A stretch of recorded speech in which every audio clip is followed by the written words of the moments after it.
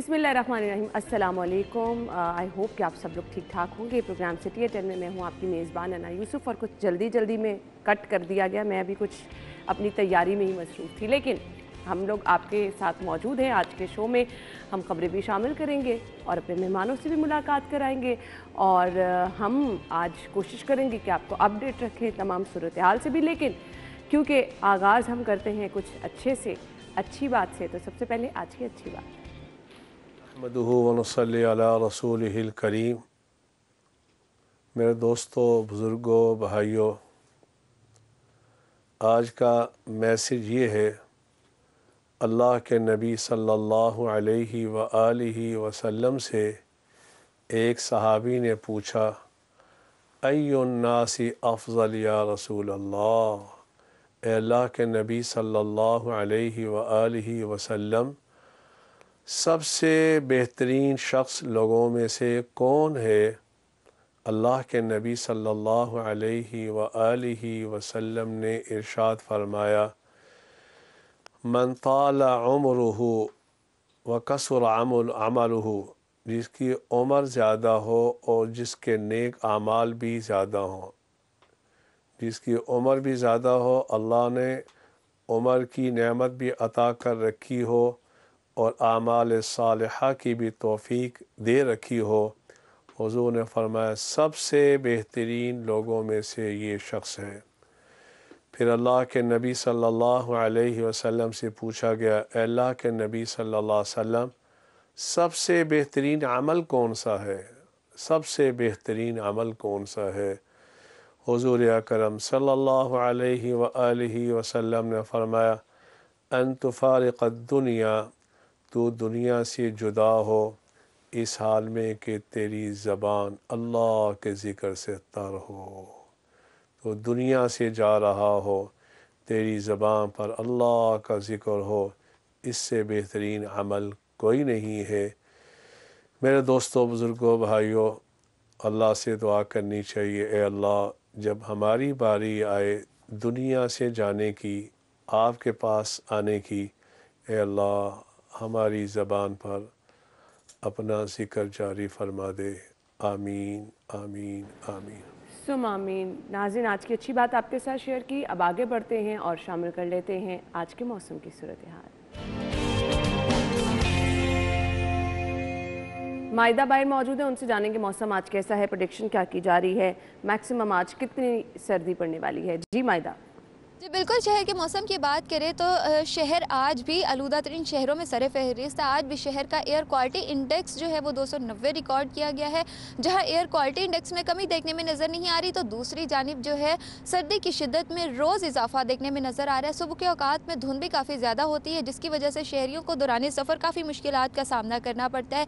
लेकिन इसी के साथ साथ एयर क्वालिटी इंडेक्स की बात करें तो शहर के मुख्तलिफ अतराफ़ में काफ़ी ज़्यादा जो है वो एयर क्वालिटी इंडेक्स रिकॉर्ड किया जा रहा है। यहाँ मैं आपको बताती चलूँ, टाउनशिप के इलाके में 180 रिकॉर्ड किया गया है। पंजाब यूनिवर्सिटी वाली साइड पे जो है वो 196 रिकॉर्ड किया गया है। नेशनल हॉकी स्टेडियम के अतराफ में 209 रिकॉर्ड किया गया है, और इसी के साथ टाउन हॉल के इलाके में जो है 228 रिकॉर्ड किया गया है। ये एयर क्वालिटी इंडेक्स हमारे शहरियों के लिए काफ़ी ख़तरे का बायस है, जिसकी वजह से हमारे माहिरीन जो हैं शहरियों के एहतियाती तदाबीर पर अमल करने की बार बार हदायत जारी कर रहे हैं, मास्क के ज़रिए और ग्लासेस के ज़रिए, और मुकम्मल तौर पर कवर करके अपने आप को घर से बाहर निकलें, ताकि फ़िज़ाई आलूदगी से फैलने वाली बीमारियां जो है उनसे बचा जा सके। और इसी के साथ महकमा मौसमियात की जानिब से आज मौजूदा दर्जा हरारत जो रिकॉर्ड किया गया है वो 7 रिकॉर्ड किया गया, और इसी के साथ कम से कम दर्जा हरारत जो रिकॉर्ड किया गया है वो 4 डिग्री सेंटीग्रेड रिकॉर्ड किया गया है। बारिशों की प्रेडिक्शन ताहाल इस हफ्ते में तो जाहिर नहीं की गई, लेकिन आइंदा हफ्ते में महकमा मौसमियात की जानिब से बारिशों की प्रेडिक्शन जाहिर की गई है कि बारिशें जो है वो खूब बरसेंगी, और एयर क्वालिटी इंडेक्स में तभी जाकर जो है वो कुछ कमी देखने में नजर आएगी। जी ठीक है माइदा, थैंक यू सो मच। मौसम की सूरत हाल आपने बताई, पूरा हफ्ता बारिश नहीं होने वाली, कल भी हमने आपके साथ शेयर की थी ये चीज़। अब बढ़ते हैं आज की टॉप स्टोरीज की तरफ। पहली खबर क्या है, बिजली मीटर इंस्पेक्शन में फेल, नाकिस मटेरियल पर लेस्को का स्टॉक उठाने से इनकार।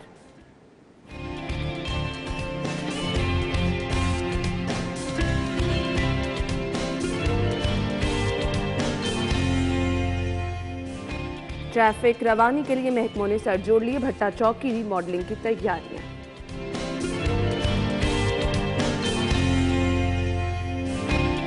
बर्थ और डेथ सर्टिफिकेट का सिस्टम ऑनलाइन, तमाम यूसीज को भी ऑनलाइन किया जाएगा।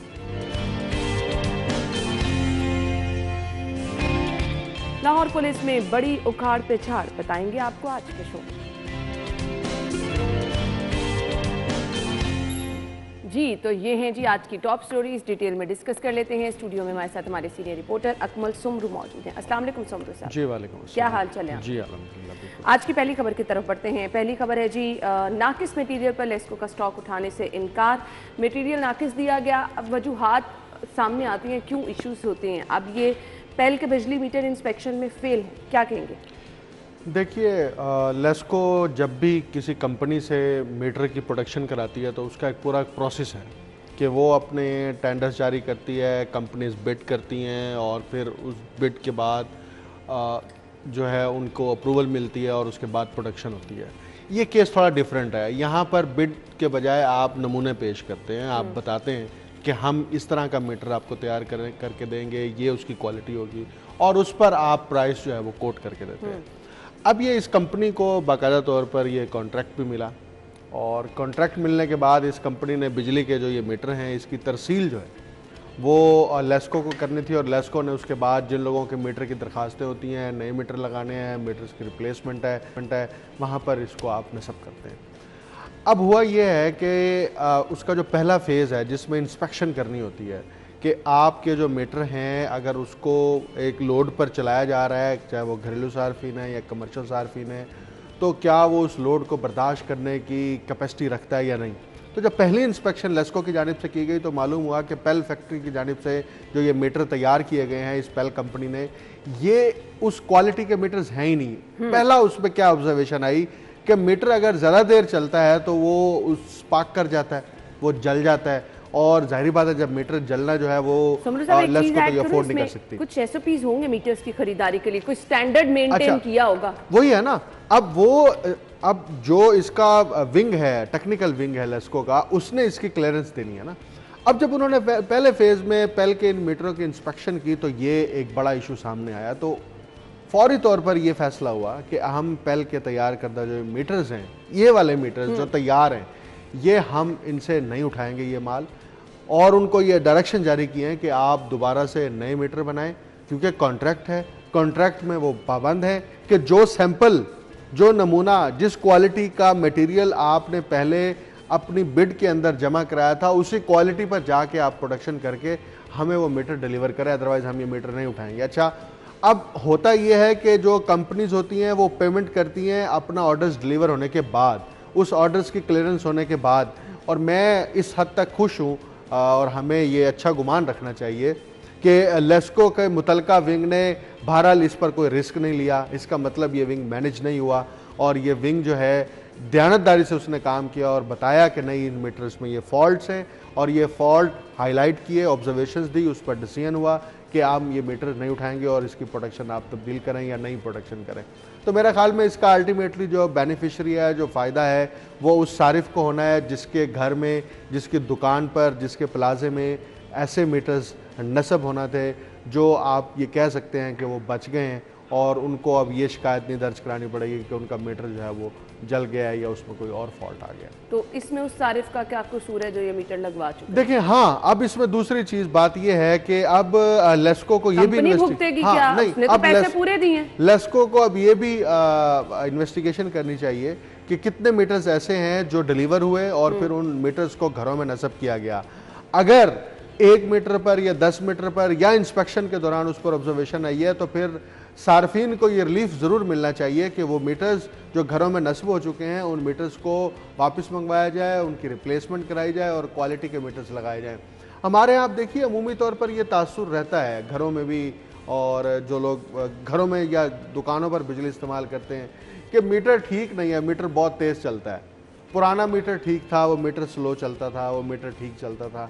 ये मीटर बहुत तेज़ दौड़ता है, चाहे वो डिजिटल मीटर है या दूसरे मीटर जो अपग्रेड हुए। तो ये एक तासुर है। तो मेरा ख्याल में इसमें टेक्निकल बहरहाल कोई ना कोई वो फैक्टर शामिल है कि जिसकी वजह से लोगों के ये माइंडसेट बने हैं।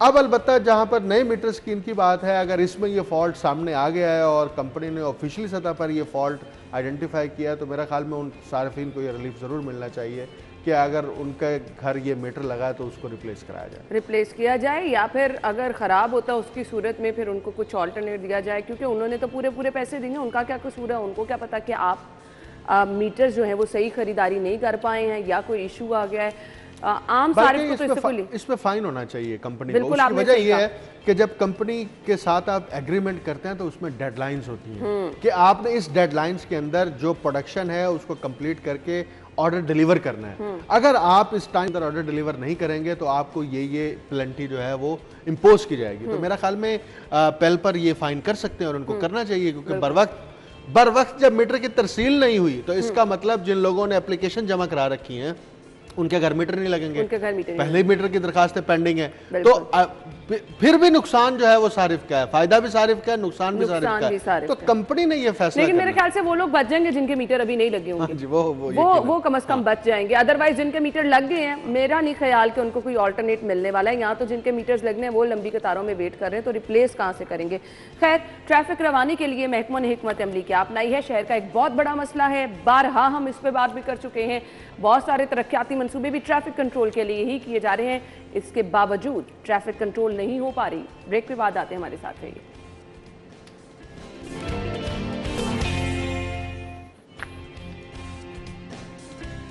Welcome back. सवाल ये पैदा होता है कि शहर में ट्रैफिक का मसला क्यों हल नहीं हो पा रहा, क्या कोई ऐसा माइंडसेट ही मौजूद नहीं। सोमरू साहब, यहाँ पर गुलाब देवी अंडरपास बनाया गया जिसे अब्दुल सत्तार ईदी का अब नाम दे दिया गया है। अब वो माइंड में गुलाब देवी अंडरपास बैठ गया तो बार बार वही रिपीट होता है। खैर, गुलाब देवी अंडरपास बना और उस पर अब सीटीओ साहब कुछ दिन पहले थे, वो कहते हैं जी एक मसला हल हुआ है तो आगे लाहौर ब्रिज पे जाकर ट्रैफिक जो है वो स्टक होना शुरू हो गई है।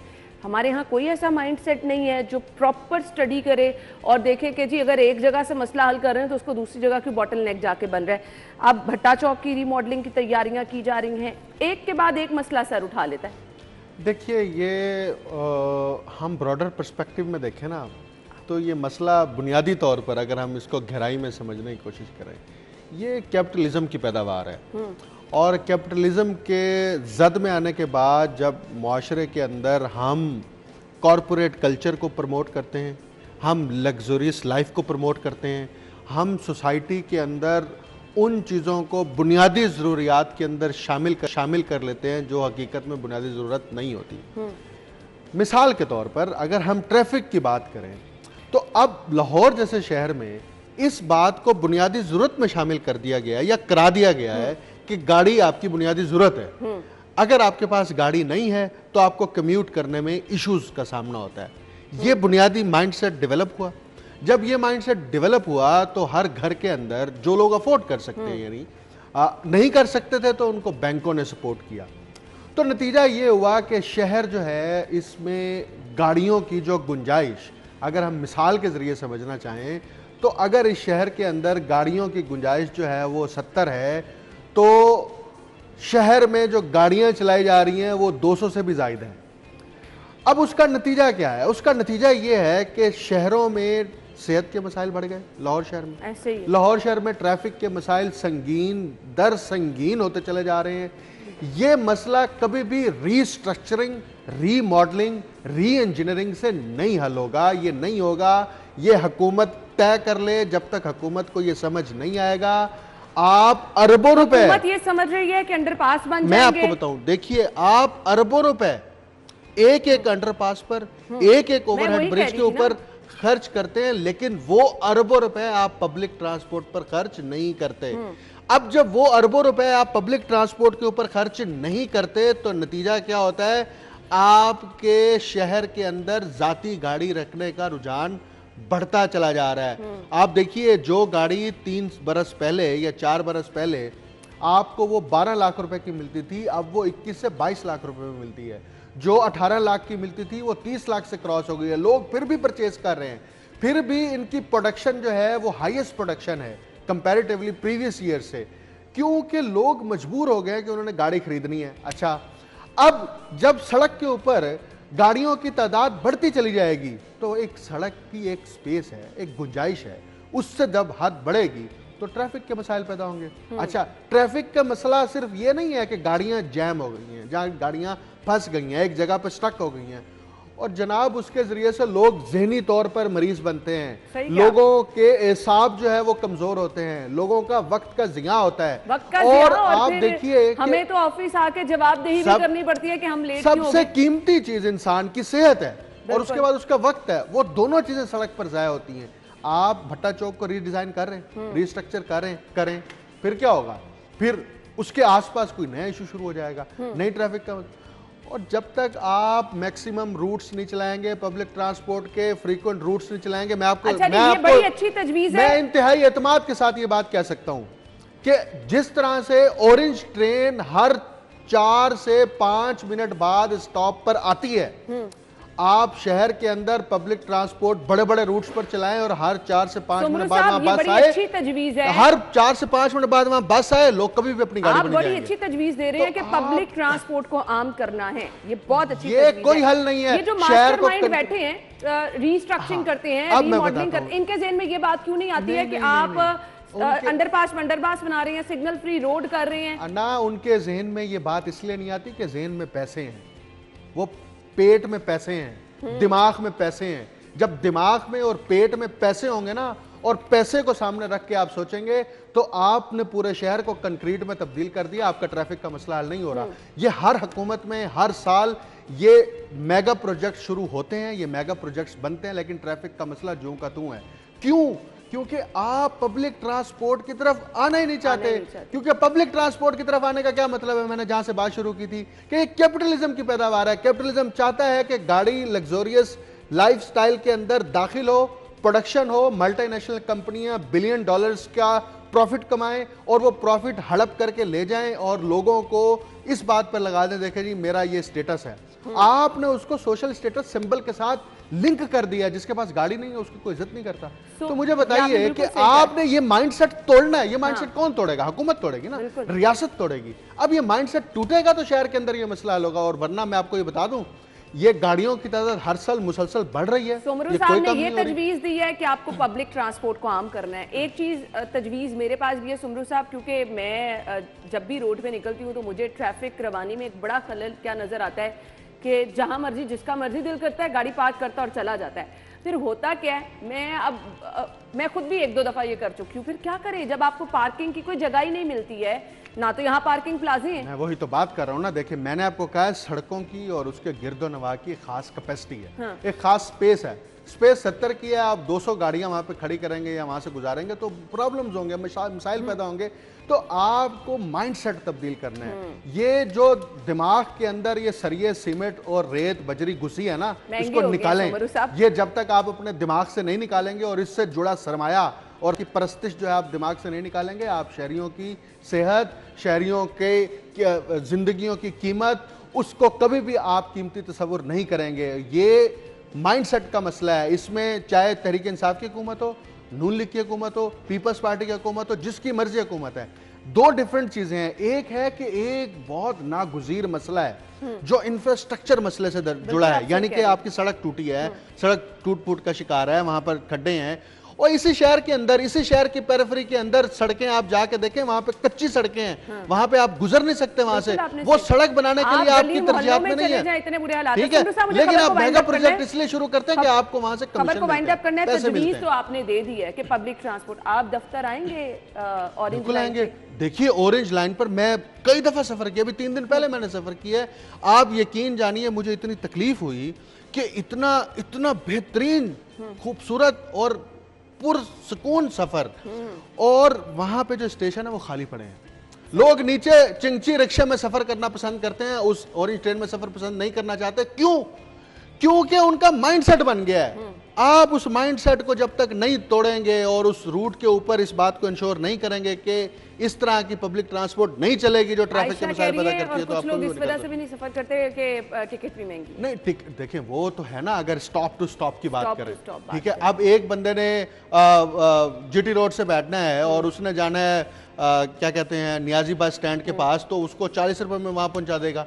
ना उसको रिक्शा पहुंचाएगा, ना चिंची पहुंचाएगी, ना कोई टैक्सी सर्विस पहुंचाएगी, कोई भी चीज नहीं पहुंचाएगी। और पहुंचाएगी कितने एग्जैक्ट टाइम में, क्योंकि उसका स्टॉप जो है वो 30 सेकंड का भी नहीं है। तो 30 सेकंड का स्टॉप भी नहीं है। मैं सिर्फ ये कह रहा हूं, ये माइंड सेट है। आप माइंड सेट को जब तक ब्रेक नहीं करेंगे तो आप कभी भी शहर के अंदर सिविल, जिसको हम कहते हैं ना सिविक रिस्पॉन्सिबिलिटी, वो इन चीजों से जुड़ी हुई है। वो इसलिए आप पब्लिक ट्रांसपोर्ट का, मैं आपको बताऊं एक सबसे बड़ा फायदा क्या होता है, लोगों में डिसिप्लिन आता है। लोगों में वक्त की पाबंदी आती है। क्यों उनको पता है कि इस टाइम पर बस आनी है, इस टाइम पर गाड़ी आनी है और इस टाइम पर पहुंचेंगे तो हम निकलेंगे। तो कमाल ही कर दिया है। एक चीज खाली नहीं, आपने लोगों को बता दिया। मैं आपको सही बता रहा हूं, आपके सोसाइटी में डिसिप्लिन आ जाएगा। आप यूरोप जाएं, आप तरक्की याफ्ता ममालिक में जाएं, वहां पर डिसिप्लिन क्यों है? उनको पता है कि हम अगर पाबंदी नहीं करेंगे, उस वक्त की पाबंदी नहीं करेंगे तो ठीक है। इस तरह आपको वह मोटरसाइकिल है, मोटरसाइकिल निकालते हैं शालमी के अंदर, आप दुकान के अंदर, बस आपका ये बस नहीं चलता कि दुकान के अंदर ही मोटरसाइकिल में ले जाऊं। तो आपका माइंडसेट बन गया। उस माइंडसेट को गवर्नमेंट ने तोड़ना है, रियासत ने तोड़ना है, और वो उस वक्त उठेगी जब इनका पीछे से जो वो कैपिटलिस्ट लोगों के साथ जो पीछे से लिंक है ना, कनेक्शन है, वो नहीं तोड़ेंगे, वो ब्रेक करेंगे। आप चीजें देखिए स्मूथ होना शुरू हो जाएंगे। बिल्कुल आपने सही कहा। ब्रेक का कहा जा रहा है। ब्रेक के बाद आएंगे तो बात करेंगे एलिवेटेड एक्सप्रेस मंसूबे की। वर्किंग पेपर इसकी मंजूरी दे दी गई है, मंजूरी के लिए सॉरी इरसाल किया गया। ब्रेक के बाद आते हैं, इस पर बात करते हैं। Stay with us.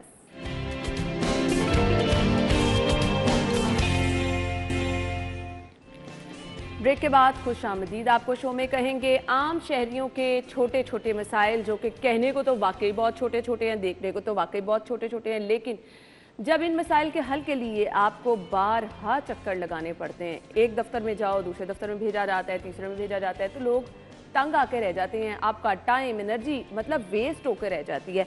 आप जिन्होंने बनाना है बर्थ सर्टिफिकेट, जिन्होंने बनवाना है डेथ सर्टिफिकेट, उनको समझ नहीं आ रही कि उनके साथ क्या किया जा रहा है। सिस्टम ऑनलाइन किया जा रहा है, तमाम यूसीज को भी ऑनलाइन किया जाएगा। अब जिन लोगों के अंडर ये काम है, सोमरू साहब हमारे बल्दियाती नुमाइंदे, उनको तो अपने मुस्तकबिल का नहीं पता है, तो वो ये सिस्टम कैसे ऑनलाइन कर देंगे?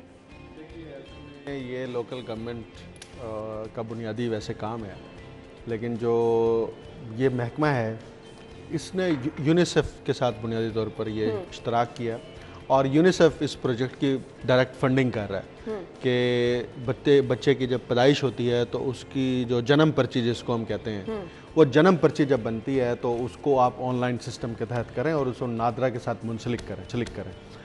और इसमें महकमे के मुताबिक कोई 3600 यूनियन काउंसिल्स हैं, क्योंकि बच्चे की जब पैदाइश होती है तो जिस जगह पर उसके घर वाले रिहायशी होते हैं उस यूनियन काउंसिल के दफ्तर के अंदर उसका इंदराज होता है। अच्छा। जो पहले से मरवजा तरीक़ाकार है उसमें उसका मैनुअल तरीके से इंदराज होता है, लेकिन उसका जो सर्टिफिकेट जारी किया जाता है वो कंप्यूटराइज्ड होता है, वो पहले से ही कंप्यूटराइज्ड है और वो नादरा के साथ मुंसलिक है, वो उसके अंदर डेटा जो है वो शामिल हो जाता है।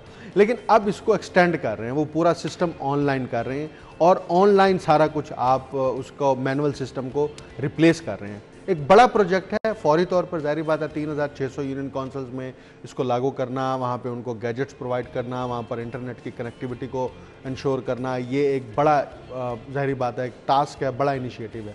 हाँ, खुशाइन बात यह है कि जिन लोगों को डेथ सर्टिफिकेट बनवाने में मसला होता है, जिन लोगों को बच्चों की जन्म पर्ची या बर्थ सर्टिफिकेट बनवाने में मसाइल का सामना होता है, उनके ये मसाइल बहरहाल किसी हद तक हल हो जाएंगे, क्योंकि जब टेक्नोलॉजी को आप इन्वॉल्व करते हैं तो फिर आप जो टाइम स्पीड है वो भी बढ़ जाती है और जो बैरियर्स होते हैं छोटे छोटे वो भी ख़त्म हो जाते हैं। लेकिन एक बात तय है, शहरी ये बात बिल्कुल वाज़ेह रखें कि यूनियन काउंसिल के अंदर आपको अपना इंदराज कराना है बच्चे का, डेथ सर्टिफिकेट भी आपको यूनियन काउंसिल से जाके लेना है, वहाँ पर आपने कवाइफ जमा कराने हैं, कवाइफ आपको वहाँ जमा कराने पड़ेंगे। और इसका मकसद सिर्फ ये है कि जो लेट बर्थ रजिस्ट्रेशन होती है, जो लेट डेथ सर्टिफिकेट मिलते हैं, उस प्रोसेस को जो है वो मज़ीद जो है वो नैरो डाउन करना है या मज़ीद उसमें उसके दौरानिए में उसकी मुद्दत में कमी लानी है।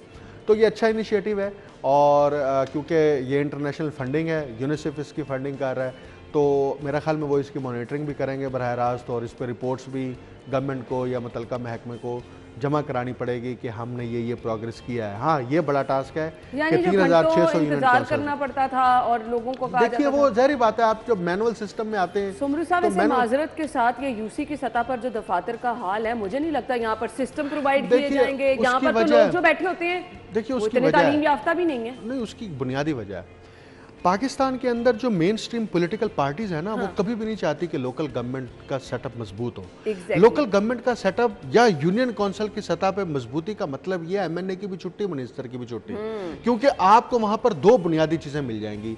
यूनियन काउंसिल की सतह पर आपकी डिस्पेंसरियां अगर इफेक्टिव हो जाएं और वहां पे आप उसको state of the art dispensaries बनाना शुरू कर दें, तो लोगों का अस्पताल का बर्डन खत्म हो जाएगा। नंबर 1। नंबर 2, यूनियन काउंसिल की सतह पर जो यूनियन काउंसिल के दफातर हैं उसको एम्पावर कर दें, वहां पर बैठे हुए काउंसलर जो हैं वो एम्पावर्ड हैं, तो आपके गली मोहल्ले के मसाइल हल हो जाएंगे। गली मोहल्ले में क्या मसला होता है, आपके गली में अंधेरा है, रोशनी के लिए बल्ब चाहिए, ट्यूबलाइट चाहिए, वो लगवानी है, सीवरेज का इशू तो है, वो आप हल करा देंगे। पुलिस तंग करती है, पुलिस जो है वो सिक्योरिटी को इंश्योर नहीं कर रही, वहां पे वारदातें हो रही हैं, तो यूनियन काउंसिल की सतह पर। अब जब political parties he devolution of powers नहीं चाह रही, तो आपकी यूनियन काउंसिल कैसे मजबूत हो सकती हैं? ये पाकिस्तान की सियासत का अलमिया है कि यहां पर जो ऊपर के बैठे के लेयर के जो सियासतदान हैं वो ये इस बात के लिए तैयार ही नहीं है कि वो पावर्स काउंसलर को मुंतकिल करें। वो कहते हैं पावर्स मिनिस्टर के पास होनी चाहिए, एमएनए एमपीए के पास होनी चाहिए। क्यों? कि वो करोड़ों रुपए खर्च करके इलेक्शन जीता है। अब पैसा जिसका है, ताकत तो उसके पास होनी चाहिए। अब ऐसे तो नहीं है कि काउंसलर बेचारा जो है वो अपने 500 इश्तिहार भी नहीं छपवा सकता क्योंकि उसके पास पैसे नहीं है, तो ताकत भी आप उसको दे दें। जब उसके पास ताकत जाएगी तो एमपी एमएनए की छुट्टी होगी, तो वो तो पॉलिटिकल सिस्टम के अगेंस्ट है। और हकीकी सिस्टम यही है, अगर पब्लिक को एम्पावर करना है, आपने नीचे पब्लिक को डिलीवर करना है, तो आप पब्लिक को ही, पब्लिक के रिप्रेजेंटेटिव जो ग्रास रूट लेवल पर हैं उनको एम्पावर करें, तो आप देखिएगा कि ये आपकी जो गली मोहल्लों की सतह के मसाइल हैं वो आपके खुद ब खुद हल हो जाएंगे। मुझे एक बात बताएं, ये कितना बड़ा अलमिया है पाकिस्तानी सियासत का कि जो काम सीवरेज का सही कराने की जिम्मेदारी एक काउंसलर की है, वो वहां का मिनिस्टर करा रहा होता है, वो वहां का एमपी एमएनए करा रहा होता है। और मतलब इस हद तक नीचे चले गए हैं कि वो ये बात भी इसके लिए भी तैयार नहीं है कि यहाँ पर तख्ती जो है वो काउंसलर की लगे। वो कहते हैं नहीं, हम सुर्ख फीता भी हम काटेंगे और तकरीब में भी हम जाएंगे, सारा कुछ। क्यों? कि वो समझते हैं कि ताकत का मरकज़ा हम रहें अपनी अपनी कॉन्स्टिट्यूएंसीज के अंदर। वो फिर होता नुकसान ये है कि वो बड़े लेवल की जो पॉलिसीज़ होती हैं उसमें उनकी शमूलियत नहीं होती। पंजाब असम्बली में मुबाहिसे होते हैं, वो चुप करके बैठे रहते हैं और वो सिर्फ हाजिरी लगवाते हैं, हाजिरी लगवा के वहाँ से अपनी फीस वसूल करते हैं, अपने सेशन के पैसे वसूल करते हैं और चलते बनते हैं। क्यों? क्योंकि वो पॉलिसी मैटर्स और बड़े लेवल पे आके सोचने के लिए उनके अंदर वो पोटेंशियल और कैपेसिटी पैदा ही नहीं की गई। वो उनकी तो कैपेसिटी गली मोहल्ले के अंदर सीवरेज ठीक कराने की है, सोलिंग ठीक कराने की है, सड़क ठीक कराने की है, ट्यूबवेल लगवाने की है, उनकी कैपेसिटी यही बनी है। अब जो काम काउंसलर्स के और नाज़मों के थे वो काम ये एमपीएस एमएनएस कर रहे हैं, तो वो पॉलिसी लेवल पे कैसे काम करेंगे? वो नहीं कर सकते क्योंकि उनकी ट्रेनिंग ही नहीं है। जिस चीज़ की ट्रेनिंग है वो वही काम करेंगे। यही वजह है कि हमारे यहाँ लोकल गवर्नमेंट का सेटअप कागजों में तो बड़ा खूबसूरत होता है और लोकल गवर्नमेंट का सेटअप पॉलिटिकल गवर्नमेंट्स के अंदर रहते हुए कभी भी स्ट्रेंथन नहीं हुआ, ना हो सकता है। क्यों? कि ये माइंडसेट का मसला है। ये पॉलिटिकल जो सर्वाइवल है लीडरशिप की, ये उनका मसला है कि वो चाहते हैं हमें सलाम होता रहे, हमें सलूट मारते रहें, हमारे दरगाह पे आके हाजिरियाँ दें, माथे टेकें, घुटनों को हाथ लगाएं। बल्कि इस पर मैं अक्सर एक बात करता हूँ, मौलाना उबैदुल्लाह सिंधी ने बड़ा वाज़ेह तौर पर यह कहा कि अगरचे इस खित्ते से बादशाहत तो ख़त्म हो गई, लेकिन बादशाहत ख़त्म होने के बावजूद जो शाह परस्ती का कल्चर है वो ख़त्म नहीं हुआ। बादशाह ख़त्म हुए तो लोगों ने अपने अपने लीडर बनाए और फिर उन अपने अपने लीडरों की परस्तिश शुरू कर दी। और ये परस्तिश का जो ये अमल है ये मुआशरे के लिए इंतहाई ख़तरनाक और खौफनाक है। और मौलाना सिंधी इस पर वाज़ेह तौर पर कहते हैं कि मुआशरे की तरक्की के लिए और जमहूरी सोच को प्रमोट करने के लिए ये शाह परस्ती का कल्चर ख़त्म करना पड़ेगा। और शाह परस्ती का कल्चर इसीलिए है कि आपके निचले लेवल पर, ग्रास रूट लेवल पर आपने लोगों को पॉलिटिकल एम्पावर नहीं किया।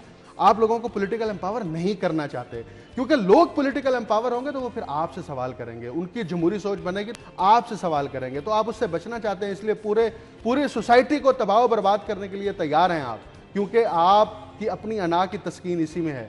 और अगर आप अपनी अना की तस्कीन करना छोड़ दें तो आप देखिएगा पाकिस्तान के अंदर डेमोक्रेटिक सोच भी प्रमाण चढ़ेगी, पाकिस्तान के अंदर जमहूरी रवैये भी पैदा होंगे और ग्रास रूट लेवल के जो मसाइल हैं जमहूरी रवैयों की आप बात कर रहे हैं, ये बड़ा अच्छा सिस्टम ऑनलाइन लाया जाएगा, शहरियों को ऑब्वियसली इससे फ़ायदा होगा। लेकिन आप जो चेन ऑफ कमांड है, बल्दियाती नुमाइंदे हैं, मेयर हैं, जब तक इनके मसाइल नहीं हल होंगे, जब तक इनकी इख्तियारात की जंग नहीं खत्म होगी, जब तक ये अपनी जगह पर, तो ये नीचे वाला सिस्टम तो देखिए ना, मेरी बात सुने, ये जो इस सिस्टम को इनफेक्टिव किसने किया? पॉलिटिकल गवर्नमेंट ने किया ना, पाकिस्तान तहरीक इंसाफ ने किया। आए, इन सबको घर भेज दिया, इनकी असेंबली को ताले लगा दिए, इनके वहां पर दाखिले बंद हो गए, अदालतों में जाके वहां पे केस लड़ना पड़े, और अदालतों के जरिए से रिलीफ लेकर आए, और जब रिलीफ लेकर आए पता चला जो हमारी तो मुद्दत ही खत्म होने वाली है।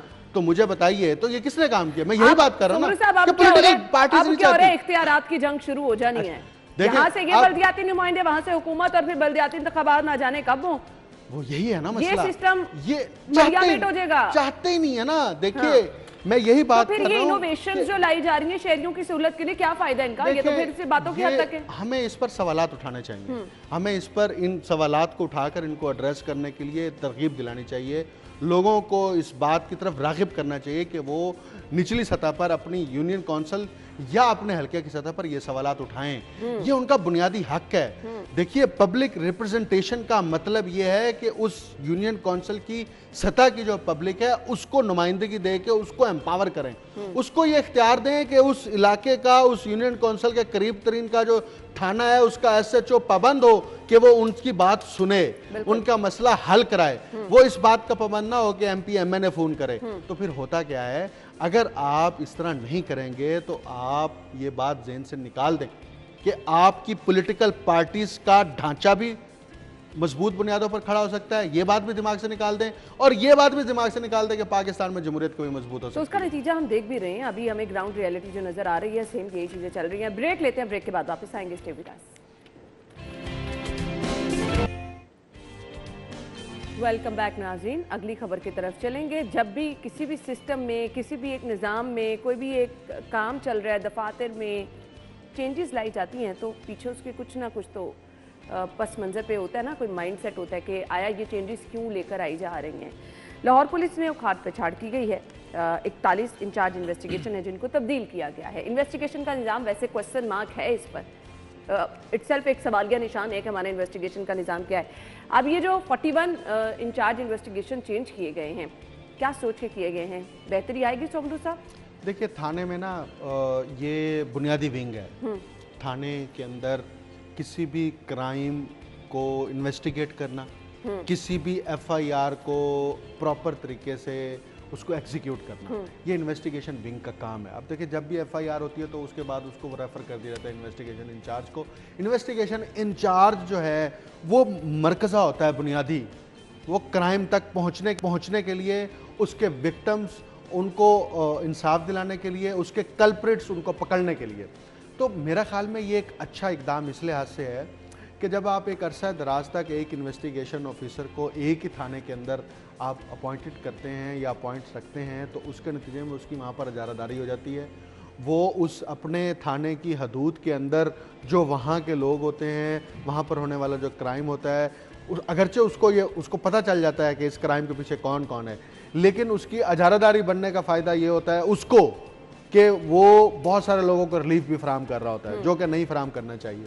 तो मेरे ख्याल में इन्वेस्टिगेशन विंग की सतह पर यह तब्दीली जो है ये खुशाइंद है, और इसके लिए अगर पुलिस के अंदर प्रॉपर ज़ाब्ते मुकर्रर करके उसको नाफिज किया जाए कि इस इतने अरसे से ज़्यादा इन्वेस्टिगेशन ऑफिसर नहीं रहेगा, और उस इन्वेस्टिगेशन ऑफिसर का जो तबादला होगा वो इस बुनियाद पर होगा कि उसने कितने क्राइम्स की इन्वेस्टिगेशन की, और उस इन्वेस्टिगेशन के नतीजे में कितनों को पकड़वाया और कितनों को जो है वो आपने क्योंकि ये इन्वेस्टिगेशन ऑफिसर पूरा केस बना रहा होता है। अगर मामला अदालत में जाना होता है तो यहाँ से स्टार्ट होता है। पहली चीज होती है मुहर्रर।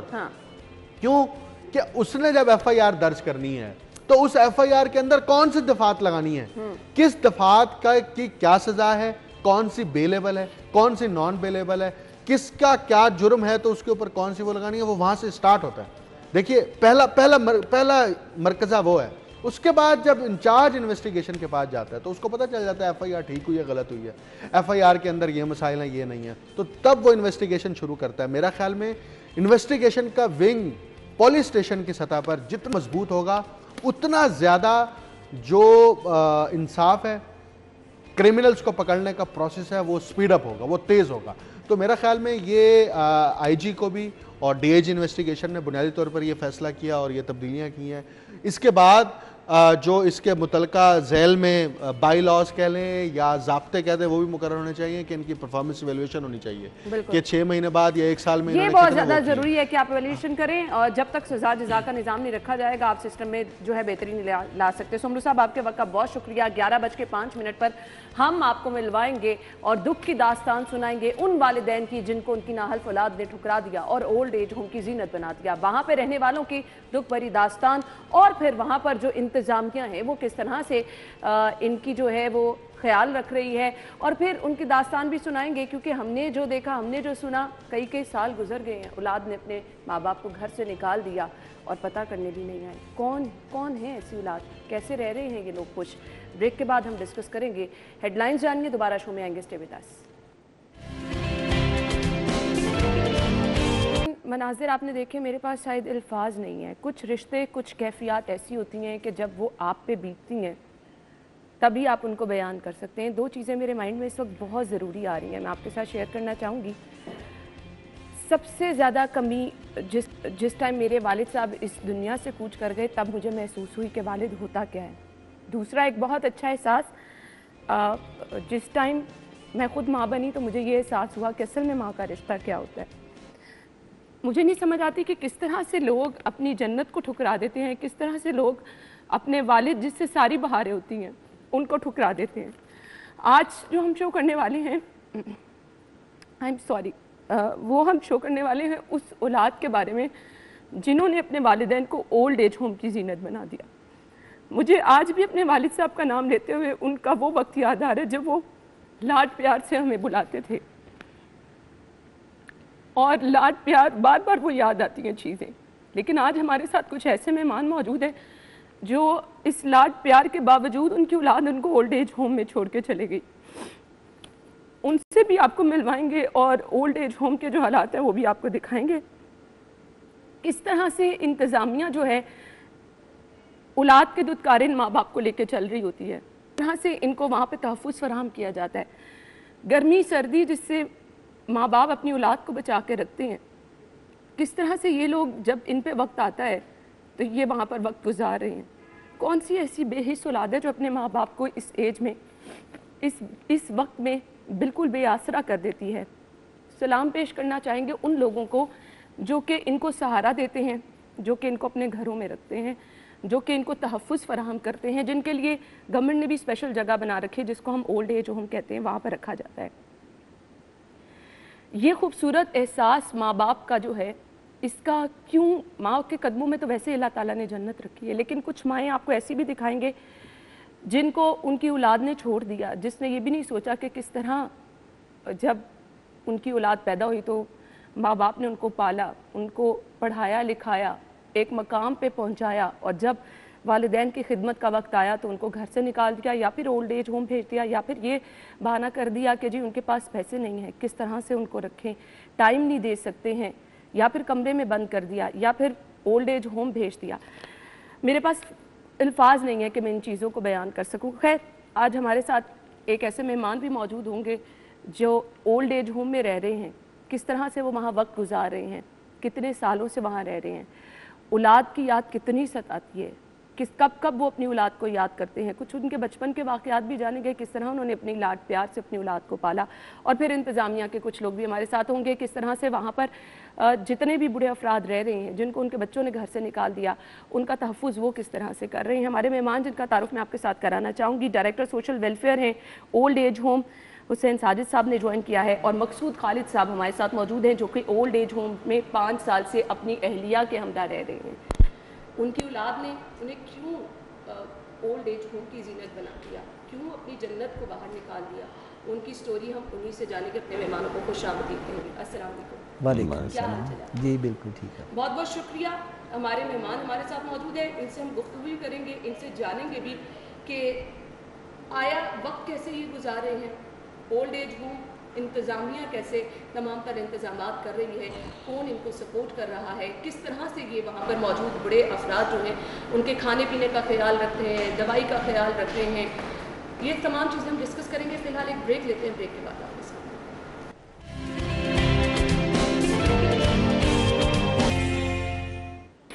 ब्रेक के बाद प्रोग्राम में आपको एक बार फिर से खुशामदीद कहेंगे। अपने मेहमानों से मैं आपका तारुफ कराना चाहूँगी। हमारे साथ वो मेहमान मौजूद हैं जो कि ओल्ड एज होम की जीनत बना दिए गए। हुसैन साजिद साहब ने हमें ज्वाइन किया है, वो भी हमारे साथ मौजूद है। मकसूद खालिद साहब जो कि 5 साल से यहाँ पर रह रहे हैं, इनसे जानते हैं कि दास्तान क्या है, कब ये यहाँ पर आए, किन हालात की वजह से ये यहाँ पर आए। मकसूद साहब कहिएगा, क्या हालात ऐसे पैदा हो गए कि आप अपना घर छोड़ के ओल्ड एज होम की तरफ आए? मैं अकेला आदमी हूँ, छोटी सी फैमिली थी मेरी। वालदैन 1994 में फौत हो गए। मैं और मेरी वाइफ रह गए और एक मेरी बच्ची थी, वो शादी कर दी थी उसने। बेटा कोई नहीं आपका? बेटा मेरा कोई नहीं था, ना मेरा कोई भाई था। ठीक है। तो बिज़नेस करते अल्हम्दुलिल्लाह, अल्लाह पाक ने रोज़ी का सिलसिला बनाया हुआ था। वो 2012 में ना कुछ ऐसे हालात पैदा हो गए तो फाइनेंशियली मैं नुकसान में चला गया। तो अब साथी कोई नहीं था, बहन भाई कज़न्स वगैरह ये सब लोग थे। उन्होंने मोहब्बत का इजहार भी किया, आज तक कर रहे हैं फाइनेंशियली। लेकिन आपको पता है कि शेल्टर अपना ही हो तो बेहतर होता है। किसी फैमिली में ज़्यादा देर नहीं रहा जा सकता दूसरी फैमिली में। तो मैंने नेट पे देखा तो मुझे पंजाब सोशल वेलफेयर का अदारा जो है, आप बाय चॉइस यहाँ पर आए, अपनी मर्जी से आए? अपनी मर्जी से खुद चलकर चॉइस करके, क्योंकि एक अच्छी लाइफ गुजारी थी। अब कहीं सड़क पे तो नहीं जा सकता बेटी था। ने नहीं रोका कि आप मेरे साथ रहें? मैंने कहा जी सब ने रोका, लेकिन किसी के साथ लॉन्ग लाइफ तो नहीं रहा जा सकता। ये माशरे का असूल ही है। इतनी ज़्यादा स्पेस हो किसी के पास कि मैं उधर पड़ा हूँ और वो उधर है तो वो तो हो जाए। किसी के घर के अंदर रहना मैंने तो कम अज़ कम मुनासिब नहीं समझा। तो मुझे शेल्टर की ज़रूरत थी, बाकी तो अल्लाह मेहरबान होता है। तो शेल्टर मुझे इससे बेहतर कोई नज़र ना आया, तो मैं वाइफ के साथ इधर आ गया। सही, आपकी वाइफ भी इधर रह रही? बेटी जी। मिलने आती है? बेटी मिलने आती है, सही। भांजे भांजियाँ जो हैं वो आते हैं मिलने, हम भी जाते हैं फ्रीली। घर वाला माहौल में महसूस घर होता है? वाला माहौल यहाँ भी, और वो तो सारे मेरे ताबेदार हैं, जितने भी मेरे सब छोटे हैं मुझसे। अभी सब फैमिलीज जितनी है ना। हुसैन साजिद साहब हमारे साथ मौजूद है। हुसैन साहब बताइएगा, जिस तरह से मकसूद साहब बहुत तारीफ़ कर रहे हैं कि उनको घर वाला माहौल मिल रहा है, मकसूद साहब की स्टोरी तो हमने सुन ली, बाकी जो वहाँ पर ओल्ड एज होम के मकीन हैं, आप तो सबकी दास्तान जानते होंगे। किस किस तरह से लोग आते हैं, किस बैकग्राउंड के साथ आते हैं, किन परेशानियों के साथ, नॉर्मली किस तरह के बैकग्राउंड के साथ आते हैं? बिस्मिल्लाहिर्रहमानिर्रहीम। मेरा नाम हुसैन साजिद है, मैं इंचार्ज हूँ ओल्ड एज होम आफियत लाहौर का। हमारे पास 3 तरह के लोग आते हैं। एक तो वो हैं जिनका कोई नहीं है, जिनने शादियाँ नहीं की और वो इस उम्र को पहुँच गए कि अब उनको कोई रखना नहीं चाहता, भाई बहन अगर हैं तो वो रखना नहीं चाहते। और सेकेंडली वो हैं जो घर से नाराज़ हो के आ गए हैं, घर वालों ने उनकी मर्ज़ी के मुताबिक उनको सहूलियात नहीं दी तो वो नाराज़ हो के आ गए। और थर्ड वो हैं जिनको घर वालों ने निकाल दिया है, बेटा है या बेटी है तो उसकी शादी हो गई है और दामाद और उनके ससुराल के साथ वो रहना नहीं चाहते या वो रखना नहीं चाहते। तो ये 3 तरह के लोग हैं जो हमारे पास आए हैं। सही, तो इंतजामात यहीं से हम गुफ्तगू का सिलसिला हम आगे बढ़ाएंगे। बराह रास्त आपने बताया कि आपको शेल्टर चाहिए था, आप आ गए। वहाँ पर आपके साथ जो दूसरे दोस्त है बाब आपके रहते हैं, जी। वो किन किन हालात से गुजर कर ओल्ड एज होम में आए? कभी उन्होंने जिक्र किया, अपनी स्टोरी सुनाई? हाँ, जैसा कि साथ साहब ने आपको बताया है, मुख्तलिफ स्टोरीज़ होती हैं लोगों की। कुछ गुर्बत की वजह से बच्चे उनके खाना नहीं अफोर्ड कर सकते। कुछ ये अदारा बना हुआ है कि जिन लोगों की एडजस्टमेंट घर में नहीं हो सकती, उनको for the time being shelter provide किया जा सकता है।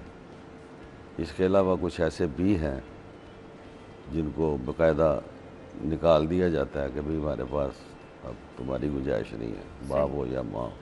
लेडीज़ तो कम ही होती हैं, अमूमन जेंट्स ही होते हैं। सही। हमने वहाँ पर 10-10 बेटों के बाप भी देखे हैं, लेकिन अब्बा भी कुछ कभी ना कभी कहीं ना कहीं गलती कर रहा होता है। घरों में झगड़े तो होते ही रहते हैं। बिल्कुल।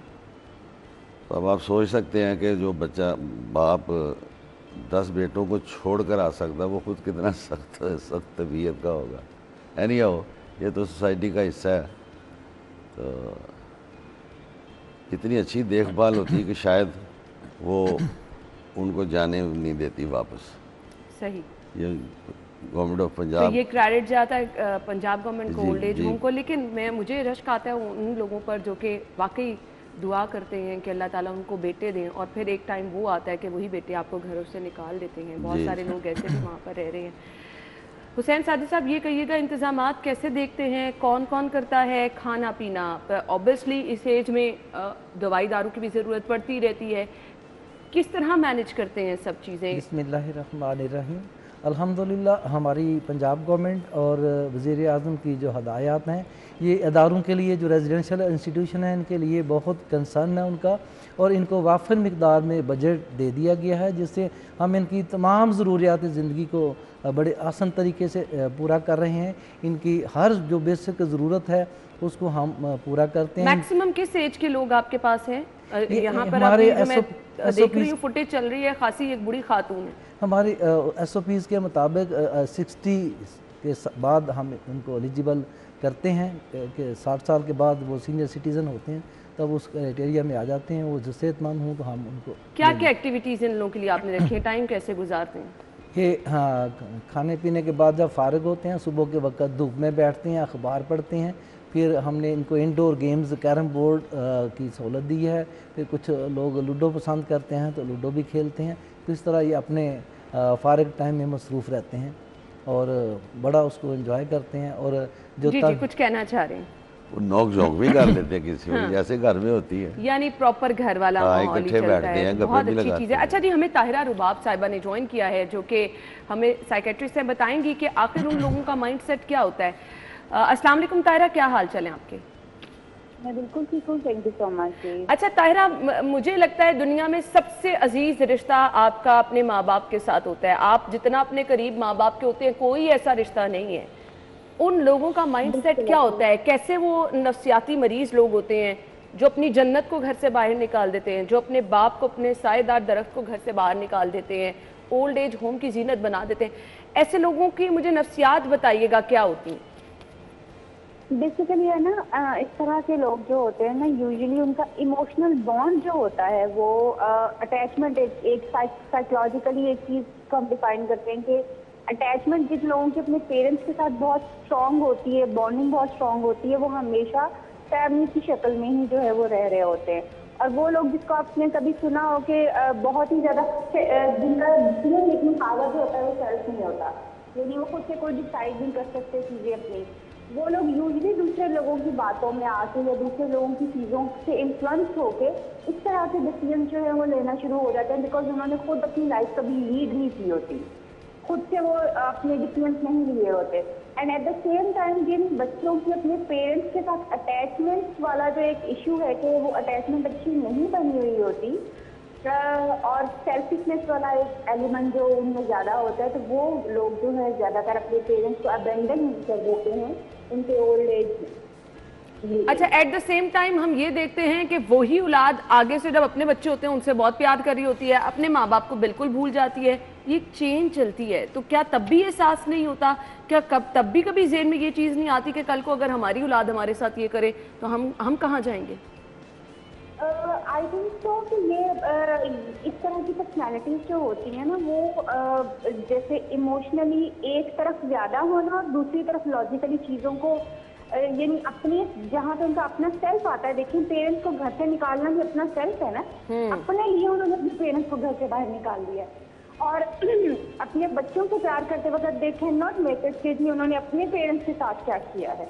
अगर ये अंडरस्टैंडिंग उनको पहले से ही हो, वो जो सेल्फिशनेस होती है ना, वो नहीं। यानी आपका कहना ये है कि ये माइंडसेट डेवलप होता है उन लोगों में जो कि सेल्फिश होते हैं, सिर्फ और सिर्फ अपने बारे में सोचते हैं, अपने माँ बाप के बारे में भी नहीं। जिनकी अटैचमेंट जो है वो बहुत ज्यादा नहीं होती अपने पेरेंट्स के साथ, and at the same time जिनका जो है आप ये कहेंगे कि डिसीजन मेकिंग पावर उनकी अपनी नहीं होती। अच्छा, they decide on such things. हाँ जी, सही। तो मुझे ये बताइएगा, कोई आप ऐसी राय, कोई ऐसी तजवीज़ देना चाहेंगी कि हम इस तरह के तासुरात को मुआशरे से, अपनी सोसाइटी से ख़त्म कर सकें और एक एहसास हम जो है कोशिश कर सकें कि कम से कम औलाद में ये पैदा कर सके जो माँ बाप का मकाम है वो दुनिया में किसी का नहीं। अफकोर्स ये मैं ये समझती हूँ कि बड़े ही गरीब जहन के लोग मालिक हैं जो कि इस तरह का डिसीजन लेते हैं, बिकॉज पेरेंट्स तो हमेशा बच्चों के लिए एक शेल्टर रहते हैं, चाहे उनके पास कुछ भी ना हो, तो फिर भी बच्चों के लिए वो एक शेल्टर के तौर पे काम करते हैं और उनको हमेशा प्रोटेक्ट करते हैं, अपनी साथ में रहते हुए हमेशा प्रोटेक्शन का जो है वो उनके लिए जरिया रहते हैं। और बच्चों के लिए मैं खास तौर से ये कहूँगी कि आप ये मत समझिए कि अगर आज आप बदतमीजी कर रहे हैं अपने वालिदैन से, आप उनको अबेंडन कर रहे हैं, तो अल्टीमेटली लाइफ जो है ये अपनी रियलिटीज आपके ऊपर जरूर खोलती है। बिल्कुल ऐसे। ताहिरा, आपके वक्त का बहुत बहुत शुक्रिया। मैं मकसूद साहब की तरफ आना चाहूँगी। मकसूद साहब, जिंदगी के कभी किसी मोड़ पे ये सोचा था कि अपना घर छोड़ के ओल्ड एज छोड़ेगा? कभी सोचा तो नहीं था जी, लेकिन ये ज़रूर ज़हन में रखा हमेशा कि रियलिटी को कबूल किया फ़ौरन कि है तो है, नहीं है तो नहीं है। इस वजह से मुझे कोई नफसियाती प्रॉब्लम्स नहीं आई, इसके बावजूद कि मैं बिल्कुल कोलैप्स हो गया। सही। ये कपड़े मैं घर से लाया हूँ, आज पहने हैं मैंने, अदरवाइज यहीं से मिलते हैं, अदारे से मिलते हैं, वो पहनने का बहुत मौका ही अच्छी नहीं चीज़ है। होता। मुझे हुसैन साहब ये बताइएगा, क्या जो ओल्ड एज होम में आपके पास बुजुर्ग ख़वातीन मर्द रह रहे हैं, उनकी औलाद क्या उनसे मिलने के लिए आती है? कितनी कितनी देर बाद आती है? क्या कोई सामान लेकर आते हैं? फ़ोन पे बातचीत करते रहते हैं? कुछ लोग ऐसे भी हैं जिनको औलाद पूछती नहीं। हाँ, कुछ लोग तो ऐसे हैं जिनको औलाद मिलने आती हैं। मोस्टली वो हैं कि बेटे नहीं हैं, बेटियां हैं, तो बेटियों की चूँकि शादी कर दी जाती है और बेटियां दूसरे घरों में आबाद होती हैं, तो फिर वो कभी कभी ज़रूरत के हिसाब से, या कभी पता चलता है कि उनके पेरेंट्स में से कोई बीमार है तो वो उस हाल हवाल के लिए आते हैं। या वो हैं जो सिर्फ उस वक्त आते हैं, उनके बेटे भी हैं, लेकिन वो कहते हैं हमारे पास वक्त नहीं होता इनको देखने का, हम अपने काम में मसरूफ़ होते हैं। तो कभी बीमारी की सूरत में हम कहते हैं कि इनकी तबीयत ठीक नहीं है, आप इनके पास कुछ देर आ जाएं या इनको एक दो दिन के लिए अपने पास शिफ्ट कर लें ताकि थोड़ा सा घर वालों से मिलेंगे तो इनकी हालत बेहतर हो जाएगी। लेकिन वो आते हैं, बस देखते हैं, देख के फिर चले जाते हैं और दोबारा उनको लेने नहीं आते। क्या कहा जा सकता है, अल्फाज ही नहीं है मेरे पास इस तरह के लोगों के लिए जो वाकई अपने आप को उस मोहब्बत और शफ़क़त से महरूम कर देते हैं जिनकी छाँव में वो सारी ज़िंदगी अपनी गुजार देते हैं, और फिर जब वक्त आता है कि आपने अपने वालिदैन का ख्याल रखना है, उनको रिटर्न करना है, तो आप इससे महरूम हो जाते हैं। मैं तो सिर्फ दुआ ही कर सकती हूँ ऐसे लोगों के लिए कि अल्लाह ताला हिदायत दे, हम सबको भी हिदायत दे और हमें इस अहमियत को समझने की तौफीक दे कि असल में माँ का अगर रिश्ता है तो वो क्या है, बाप का अगर रिश्ता है तो वो क्या है। गौर व फिक्र ज़रूर कीजिए, समझिए जो अल्लाह ताला ने ये रिश्ते बनाए हैं, जानिए इससे खूबसूरत कुछ नहीं है, इनसे मोहब्बत कीजिए, इनका एहसास कीजिए। आपकी ज़िंदगी की तमाम लम्हात तो खुश हो ही जाएंगे, दीन और दुनिया, आखिरत दुनिया दोनों संवर जाएंगी। बहुत बहुत शुक्रिया आप लोगों का, हमारे मेहमान हमारे साथ मौजूद थे। नाज़रीन, ये चीज़ें डिस्कस करने का मकसद क्या होता है कि सिर्फ़ और सिर्फ हम गौर व फिक्र करें, हम सोचें। कुछ चीज़ें आज मुझे शायद एहसास हुआ इन मेहमानों के साथ बैठ के, कुछ चीज़ें शायद हमारे नाज़रीन को भी एहसास दिलवाएंगी। मकसद सिर्फ यही होता है कि गौर कर सकें, फ़िक्र कर सकें और अपने आप को एहतसाब कर सकें कि आखिर हम कहाँ स्टैंड करें। ब्रेक लेंगे, ब्रेक के बाद ज्वाइन करेंगे। वेलकम बैक नाज़रीन। प्रोग्राम के इस हिस्से में हम डिस्कस करने वाले हैं शहरियों का एक बहुत बड़ा मसला है जी। हर कोई मोबाइल फ़ोन हाथ में लिए बैठा है, लैपटॉप लिए बैठा है और सोच हम ये रहे होते हैं फ़लाँ चीज़ ऑर्डर करें घर में पहुंच जाए। अब ज़िंदगी इतनी सहल पसंदी की तरफ जाती जा रही है कि खाने पीने से लेकर कपड़े, आपके जूते, कुछ भी आपने शॉपिंग करनी है ऑनलाइन। कोविड ने हमें बहुत चीज़ें सिखाई कि आप घर बैठे, वो लोग जो कि जिन्होंने कभी ऑनलाइन शॉपिंग नहीं की थी वो भी इस तरफ आना शुरू हो गए। अब ऐसे में क्या हुआ, वो लोग जो कि इसका फ़ायदा उठाने लगे, फ्रॉड करने लगे। मंगवाया आपने कुछ और गलत प्रोडक्ट भेज दी, दिखाया बहुत अच्छा और जब चीज़ किसी के घर गई तो वो नाकिस थी, मटेरियल अच्छा नहीं था, क्वालिटी अच्छी नहीं थी।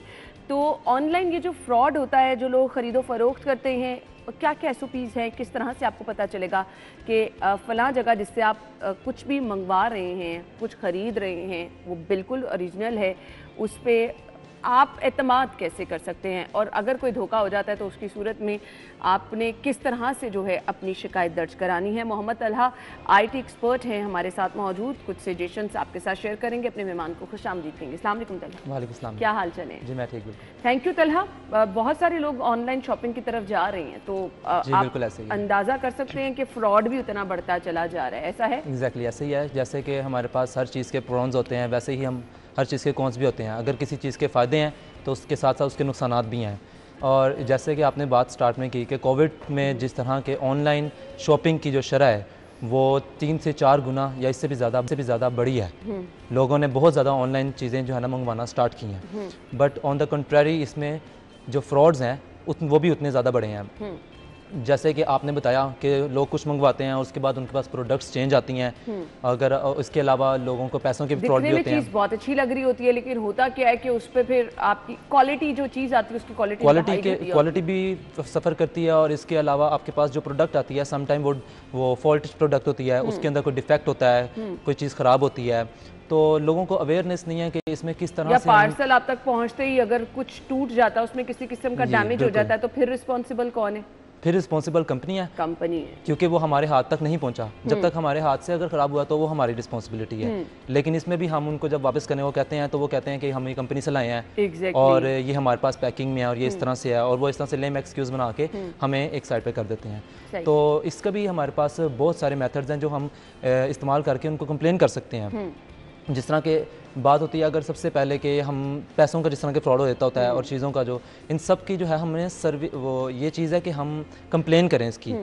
फॉर एग्जांपल अगर आपने किसी भी वेबसाइट से कोई ऑर्डर किया चीज़, तो सबसे पहले तो ये देखें कि वो वेबसाइट ऑथेंटिक है। हमने असल में अपने नाजरीन को एजुकेट करना है, गाइड करना है कि अगर आप कहीं से कोई चीज़ मंगवा रहे हैं, ऑर्डर कुछ कर रहे हैं, तो कौन सी ऐसी चीज़ें हैं जो आपको हेल्प करेंगी ये बताने में कि इस वेबसाइट पर या इस जगह की ऐसी क्रेडिबिलिटी है, ऐसी चीज़ें हैं कि आप इन पर एतबार कर सकते हैं। कौन सी ऐसी चीज़ें हैं जिनको देखना है हमने? जी, ये सबसे पहले आपके पास जो वेबसाइट आती है जिनके आप लिंक करके आप चीज़ें खरीदते हैं, आप देखें कि उन वेबसाइट्स पे क्या मनी बैक गारंटी आपके पास है। क्या उनकी जो टर्म्स एंड कंडीशंस हैं उनको पढ़ें। क्या उनमें यह है कि अगर आपके पास जब तक प्रोडक्ट नहीं पहुंची तो हम उसको रिटर्न कर सकते हैं, हम उसको वापस ले सकते हैं, और पैसों की गारंटी वो देते हैं कि अगर आपको चीज़ प्रोडक्ट नहीं पसंद आई तो आप मनी बैक गारंटी दे सकते हैं। इन चीज़ों को पढ़े बगैर आप उस जगह से प्रोडक्ट ना खरीदें। सही, यानी अगर आपने ऑनलाइन फ्रॉड से बचना है तो हमें तलहा ने बता दिया कौन कौन सी चीज़ें हैं जिनका आपने ख्याल रखना है। जी तलहा जी, इसके अलावा आप लोगों के पास पैसों के फ्रॉड होते हैं। लाइक आपने कोई पेमेंट किया है और आप वो पेमेंट थोड़ी देर बाद कैश बैक कर लेते हो। तो जो भी कंपनीज होती हैं उनको चाहिए है कि जिसको पेमेंट वापस, जिसने हम ट्रांजैक्शन ID बताते हैं कि हमने ये ट्रांजैक्शन कर दी है इसमें, तो हमें ये अपने पैसे वापस चाहिए हैं, तो उनको हमें तो वो पूछते हैं कि क्या आपका ID क्या है और बाकी सारी चीज़ें पूछते हैं। जिसको पैसे ट्रांसफ़र हुए हैं उसको भी पूछना चाहिए है कि आपने ये इस अकाउंट से आपके पास यहाँ पे पैसे आए हैं, क्या ये वैलिड है या नहीं है। ये बहुत अच्छी चीज़ आपने बताई है। बिल्कुल। फॉर एग्जांपल मैं किसी शॉप पे जाता हूँ, मैं शॉपिंग करता हूँ। जिस तरह ये हमारे पास पीछे एक सानिया भी हुआ था कि वो शॉपिंग कर रहा, उसने 30-35 हज़ार की शॉपिंग करने के बाद उसने मनी बाहर आके आधे घंटे बाद उसने उस एप्लीकेशन से कैश विड्रॉल कर लिया, अपना ट्रांजैक्शन बैक कर ली अपनी। तो वो जो शॉपकीपर था उसका तो नुकसान हो गया। बिल्कुल। तो जो कंपनीज हैं उनको चाहिए कि वो उनको भी फ़ोन करके पूछें कि आपके पास जो ट्रांजैक्शन आई है वो वैलिड है या नहीं है, क्योंकि उनके पास सब रिकॉर्ड होता है। सही। इसके अलावा हमारे पास इस तरह की बहुत सारी डिफरेंट टेक्निक्स हैं जो ये लोग यूज़ करते हैं। हमारे पास वेबसाइट्स हैं, जब हम लोग उन पे क्लिक कर रहे होते हैं, मुख्तलिफ वेबसाइट फेसबुक वगैरह पे आजकल ऐसे लिंक आ गए हैं जो बटन देख के आपको लगता है कि शायद इस पे हमें ये प्रोडक्ट इतने की मिल जाएगी, उन्होंने वहाँ पे डिस्क्रिप्शन दी होती है। लेकिन जैसे ही आप उस पर क्लिक करते हैं तो आपके डाटा की लीकेज भी होती है। उसके बाद उन्होंने वहाँ पे आपके अकाउंट की डिटेल्स मांगी होती हैं और आप बिना देखे अपने अकाउंट की डिटेल्स बता देते हैं, सिर्फ ये फोकस करते हुए कि आपको वो चीज़ मिल जाएगी। अब ये नहीं देखते कि उसकी टर्म्स एंड कंडीशंस क्या हैं, क्या वो हमें वो गारंटी दे रहे हैं इस चीज़ की, वो नहीं दे रहे होते हम। अच्छा, ये बड़ी शिकायतें आती हैं, फलां लिंक ओपन किया तो आपका अपना डेटा जो है, इससे कैसे बचा जा सकता है? जी, इससे ऐसे बचा जा सकता है कि सबसे पहले आपने जो है ना, जो अनअवेयर्ड लिंक्स होते हैं उनमें आपने इस तरह से फ़ौरन से अटैक नहीं करना।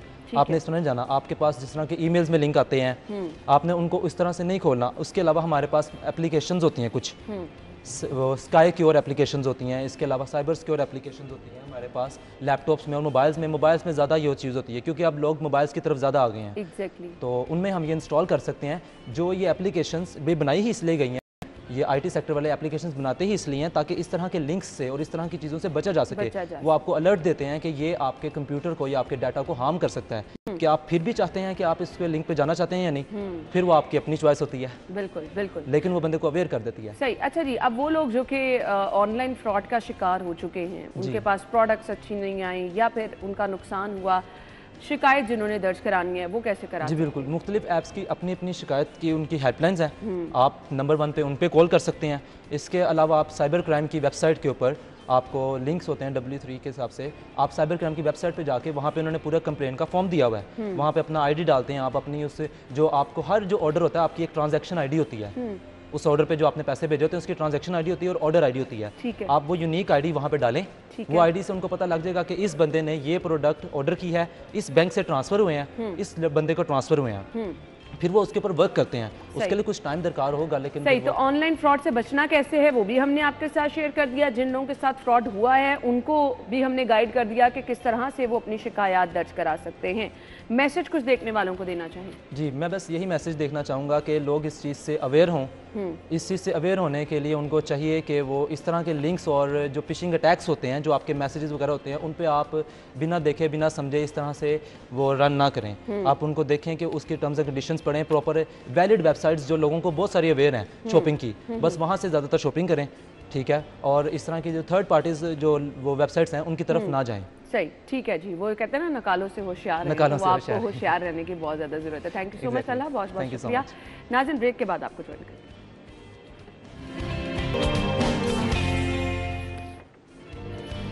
ब्रेक के बाद आपको प्रोग्राम में एक बार फिर से खुशामदीद कहेंगे। सेगमेंट्स हम शामिल करने वाले हैं प्रोग्राम के इस हिस्से में, और सबसे पहले मेरे पास हैं जी डिफरेंट मोबाइल के रेट्स। अगर आप प्लान करें मोबाइल ख़रीदने का, ओप्पो A5 मोबाइल है 29,999 रुपये इसकी कीमत है।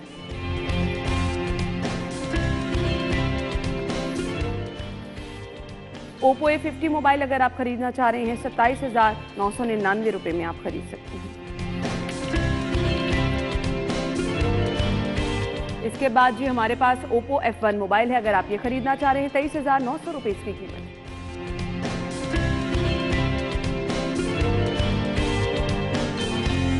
नेक्स्ट मोबाइल कौन सा है? ओप्पो F3 28,900 रुपये में अगर आप खरीदना चाह रहे हैं तो आप खरीद सकते हैं।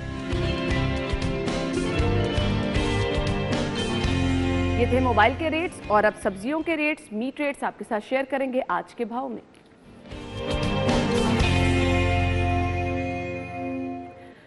बाहर मौजूद हैं Rumel Asghar, over to you.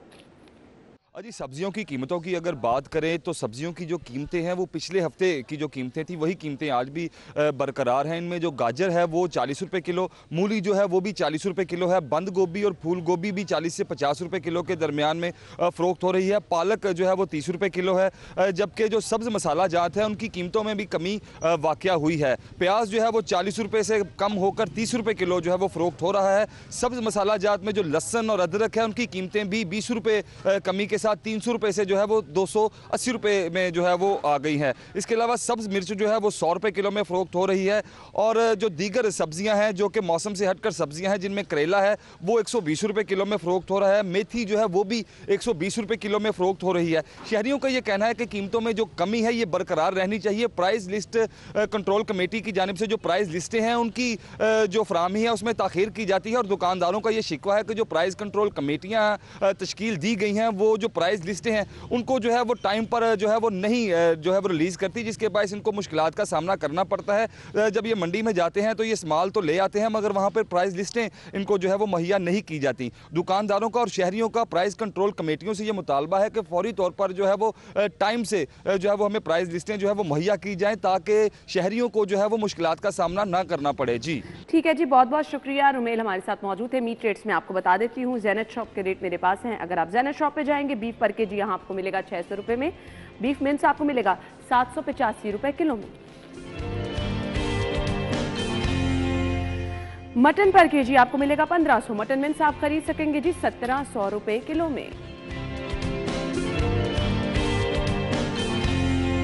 Chicken के रेट है जिंदा मुर्गी गवर्नमेंट रेट के मुताबिक 172 रुपये किलो में, इसका बना हुआ गोश्त 261 रुपये किलो में मिलेगा। एग रेट्स है मेरे पास, और सबसे पहले है जी रिटेल प्राइस 191 रुपये दर्जन में आप अंडों की खरीदारी कर सकते हैं। अगर आप जाएंगे होलसेल पे आप 2 रुपये बचा सकते हैं। 189 रुपीज़ में आप अंडों की खरीदारी कर सकेंगे। और इसके बाद अगर आप जाएंगे गोरबे पे, यहाँ पर 188 188 रुपीज़ में आप अंडों की खरीदारी कर सकते हैं।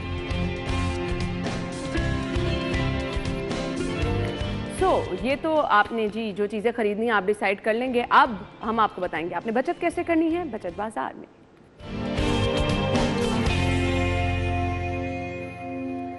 ब्रांड्स कौन कौन से हैं जहां पर ऑफ लगी है, आप लोग जा सकते हैं, शॉपिंग कर सकते हैं, पैसे भी बचा सकते हैं। सबसे पहला ब्रांड J.Dot पे अगर आप जाएंगे अप टू 40% ऑफ है।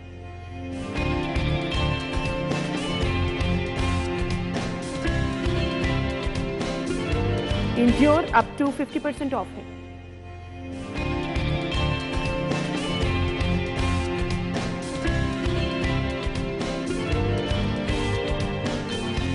आइडियाज पे अगर आप जाएंगे अप टू 70% ऑफ है।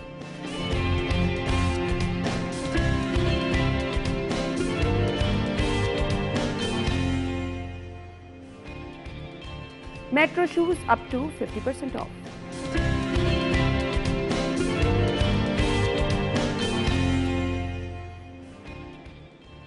जी तो नाज़रीन ये थे जी हमने आपको बता दिया कि आप पैसे अपने किस तरह से बचा सकते हैं, कैसे शॉपिंग कर सकते हैं और कहाँ कहाँ ऑफ लगी है आप जा सकते हैं। ऑनलाइन शॉपिंग भी करनी है लेकिन वो तमाम एहतियात जो कि अभी हमारे गेस्ट तलहा ने हमें बताई, ऑनलाइन शॉपिंग करते हुए आपने इस चीज़ को मद्देनज़र ज़रूर रखना है। ये तो थी हमारे पास बचत बाजार सेगमेंट जो कि हमने बताया आपको, आपके साथ शेयर किया। अगले सेगमेंट की तरफ हमने जाना है, अगला सेगमेंट भी शामिल करेंगे और आपको बताएंगे कि करेंसी रेट क्या है माल के हाल में।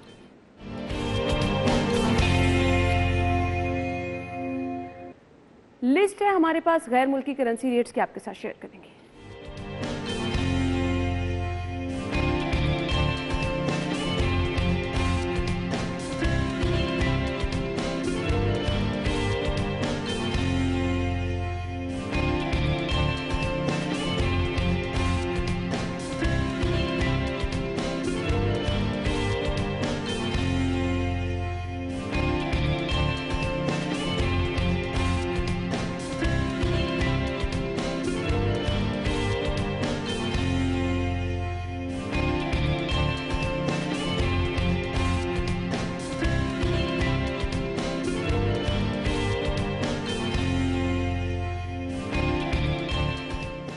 ये तो था माल का हाल जो कि आपने जान लिया। हम अपना हाल कुछ आपके साथ शेयर कर देते हैं, वो है जी आपका फीडबैक। जब आप हमें फीडबैक देते हैं और हमें पता चलता है हमारा शो जो है वो ज़बरदस्त रेटिंग में जा रहा है तो आप यकीन माने बहुत अच्छा फील होता है। यानी आपका फीडबैक हमें अच्छी चीज़ें करने के लिए मज़ीद जो है वो प्रोवोक करता है कि हम अच्छे अच्छे शो प्लान करें और आपके साथ शेयर करें। आपकी तजावीज़ और आपकी सजेशंस हमारी सरांखों पर हैं, बता सकते हैं। आप हमें फीडबैक देख सकते हैं हमारे फेसबुक पेज पे भी, इंस्टाग्राम पेज पे भी। ज़रूर अपनी सजेशन दें। अगर आप कोई टॉपिक चाहते हैं हम डिस्कस करें तो हम ज़रूर वो भी डिस्कस करेंगे। नाज़रीन इसी के साथ ही प्रोग्राम का वक्त पहुँचा अपने इख्तिताम को। आप अपना ख्याल रखिएगा, हमें दुआओं में याद रखिएगा। इजाज़त दीजिए, अल्लाह हाफ़िज़।